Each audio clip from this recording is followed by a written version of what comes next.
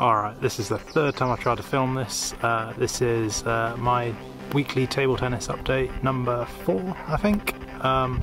Yeah, here's some other clips of how I tried to film it earlier. Weekly table tennis update number 4. No, this ain't happening, is it? Obviously I have to get back to playing when we can. Nope. Alright, so this week we've actually had some local table tennis news, you know, from Bath and Bristol, from where I'm from. So basically, in both leagues, both committees have decided to end the season prematurely because of this horrible virus stuff we got going on at the moment around the world. So that means that we've had all the promotions and relegations confirmed now. I'm not sure how it sits in sort of Bristol in particular of all their leagues, and even some of the games to be played in Bath, as to whether those promotions and relegations are fair, because obviously what they've done in Bath, in each game there's 30 points on offer. So what they've done is split that, so 15 points and 15 points for each side, and depending on how many games are left, it would be the more points you get. Similarly, Bristol is 10 points on offer each game, so again 5 go that side, 5 go that side.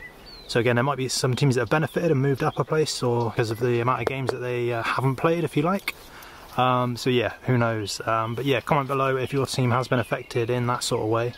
As to, you know, whether you think that's fair or not. But I do want to shout out, you know, my team in particular, Keynsham B. We have actually finished 10 points above our A team in Bath Division 1. So congrats to my guys, that's Ricardo, Alex and the 2 Phils. Done tremendously well this year, and actually in one of the games we beaten our A team, so that was great, and overall did a lot better.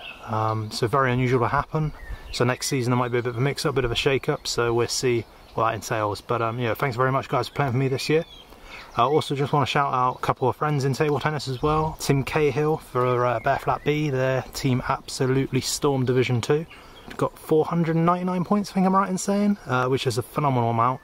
And so they'll be promoted to Div 1, and in his team is the legend, the chopper, lumberjack, John Hunter. So well done Chopper John and Tim Cahill, not the footballer obviously. So this, in this weird time that we can't play, I've actually had my most prestigious moment in table tennis. It sounds weird because I haven't even picked up a bat and had a go. But that looked like basically Sunday, where we had 2 table tennis shows, the Ping Pong show and Talking Balls with Paul Drinkle and Liam Pitchford. Both of them featured my question. Both took a little bit of a twist on the question, especially in Talking Balls, and both produced some very valid, very good answers. I mean, there's no wrong answer really.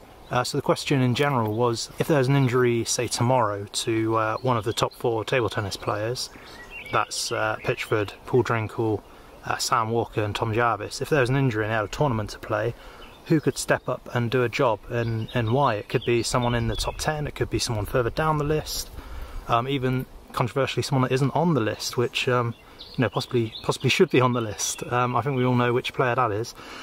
Drew Pegley. Sorry, I just coughed, you know, coughed there.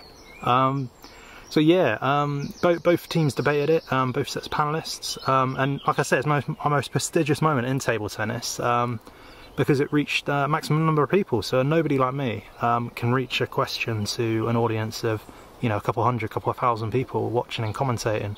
So that's absolutely fantastic. Shows what an open platform table tennis England is at the moment to try and get your opinions and points across. So yeah, that was really pleasing. That's really good answers. I want to follow up, you know, that sort of thought process, because on Talking Balls in particular, they went with David Macbeth as the 5th player that could step up. He is England's number 5 at the minute, which is, you know, fair play. It was a unanimous decision. But then there were some camps calling for Andrew Bagley, who's not on the list for possibly controversial reasons. I don't know the exact full story. If anyone can fill me in the comments, please do. But I just wondered, my next question is slightly controversial, is who would you take? If there's a tournament tomorrow, Liam Pitchford is injured, our number 1, so someone has to step up into a more senior role against one of the better teams. Who out of Macbeth or Bagley would you take, and why? So that's my question to you. So nothing to do with local table tennis, purely, you know, our English team questions. I'll be interested to hear your thoughts on that. What else has happened this week? So I produced a video last week, yeah, because I'm doing this one a little bit late, so last week, looking at, could we have a pro league in England? This is based off of Matthew Porter's presentation that he did on the Ping Pong show. So if you haven't watched that episode, then on my channel or on the Ping Pong show, preferably both, please go back and check those. Links will be down there, up there, wherever. I'll make sure I'll put them up. But that was a very interesting concept, sort of reforming the national leagues and you know, making clubs more professional, so more like a European style. I won't go into too much here because it's all been covered there. I did a very long article as well, which I think my written work is probably better than this awkward video that, you know, I'm kind of doing now. So yeah, be sure to check that out, particularly pleasing. It's got shared a few times. And then just finally, going back locally to Keynsham Table Tennis Club, my little baby. It's a social table tennis club that goes every Friday night down in Keynsham. Obviously not at the moment because we can't play. But that basically, I've had a platform with Table Tennis England, a little website where you can email out players. I tried using that for a newsletter. Didn't quite work because some people were receiving it, some people weren't. It was a little bit awkward, so what I want to do now is start using MailChimp, which is the primary #1 e-newsletter platform out there, as I'm sure you all know. So I did my first newsletter, which was newsletter number 3. Yeah. Just rehashing what I put in the other 2 newsletters for a wider audience. The reason I do these newsletters is just so that my local club here and the people that attend can actually start making decisions on the direction the club is going. So you know what that may look like is potentially forming a committee in the future, growing the club with a different night of the week where we can practice, that sort of thing. There's already a pathway into the Bath and District League with Keynsham Club. So last year we formed a C team who did very well. 2 16-year-olds from our club stepped up and did tremendously well in that.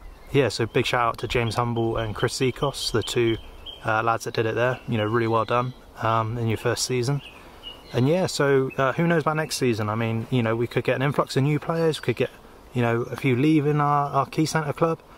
But whatever happens, I know that table tennis in Keynsham is particularly sought after, particularly strong at the moment.